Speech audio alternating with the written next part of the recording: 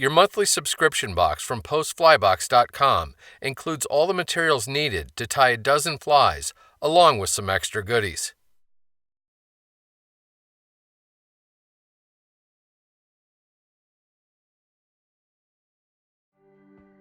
The Bead Body Scud is a weighted scud imitation that does a remarkable job of imitating caddis larvae as well.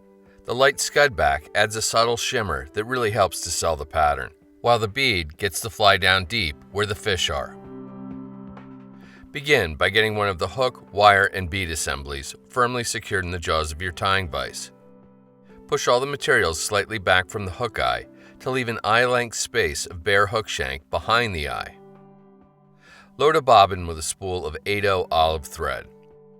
Get your thread started on the hook shank immediately behind the eye and take a few wraps rearward before snipping off the tag. Then begin making thread wraps over top of the wire. When you reach the front edge of the bead, go over top of it and start making wraps over the wire behind it. Keep wrapping until you reach the back edge of that wire. The tail of the fly is made of fibers from an olive saddle hackle feather. Pull down and strip away any of the lower fuzzy fibers. Then, pull 20 or so of the remaining fibers down, perpendicular to the stem.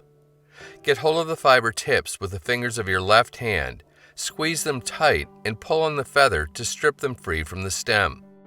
If you hold the fibers loosely with your left hand, you can use the index finger of your right to align the butts, which will in turn align the tips. Measure to form a tail that angles down, with its tip even with the bottom of the hook. Regrip the fibers with your left hand and begin taking thread wraps to secure them to the top of the hook shank, well down into the hook bend. You can then reach in with your tying scissors and snip the butt ends off close. Advance your thread forward to about halfway up the rear wire wraps. Snip a 6 to 7 inch length of thin mono ribbing free and lay one end of it against the near side of the hook like so. Use your tying thread to anchor the ribbing all the way back to the base of the tail. You can then snip the excess off close. Once again, advance your thread to halfway up the wire wraps. Snip a card-length segment of scud back free from the card and carefully unfold it. Tear or cut the material into strips about 1/8 of an inch in width. There's enough to make numerous flies. Place one end of one of the strips on top of the hook and anchor it with wraps of tying thread. Try to keep the strip centered on the hook shank as you take thread wraps rearward, securing the material all the way down to the base of the tail. Take a small pinch of olive dubbing from the packet and use it to create a thin dubbing noodle on your tying thread, about 3 inches in length. Start taking wraps with the noodle so the dubbing begins right at the base of the tail. Continue taking slightly overlapping wraps with the noodle all the way up the hook shank to the back edge of the bead. Then pull the scud back up over the back of the fly and take a single wrap of tying thread to secure it. Gingerly pull the scud back tight and take another wrap of tying thread. Pull the scud back rearward and go over top of the bead to position your thread in front of it. Pick up a smaller clump of dubbing and use it to create another thin noodle on your tying thread, this time a little over 1 inch in length. Take wraps with this short noodle to cover the wire and end with your tying thread right at the front edge of the wire. Get hold of the fly and carefully reorient it in your tying vise so the eye of the hook is roughly parallel to the ground.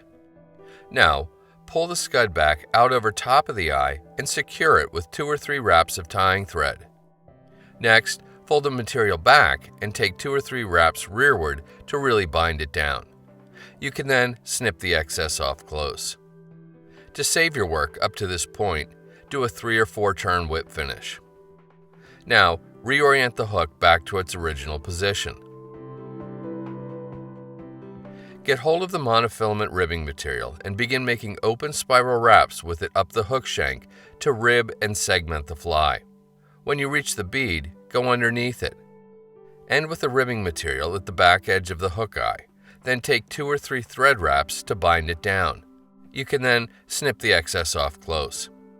Finally, do a 5 or 6 turn whip finish, seat the knot well, and snip your tying thread free. Use your bodkin to carefully pick out some of the dubbing fibers so they simulate legs. If there are any that are too long, trim them off with an angled cut between the hook eye and the point. And that's the Bead Body Scud.